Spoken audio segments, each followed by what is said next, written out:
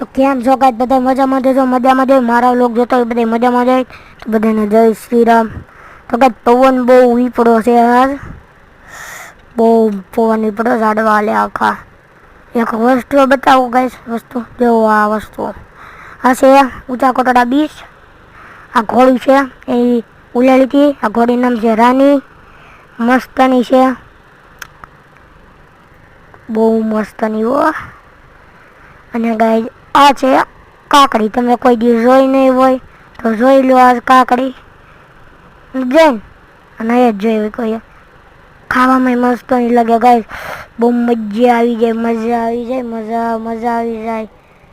અને ગાઈસ બહુ મસ્ત નહીં હો, મજા આવી ગઈ.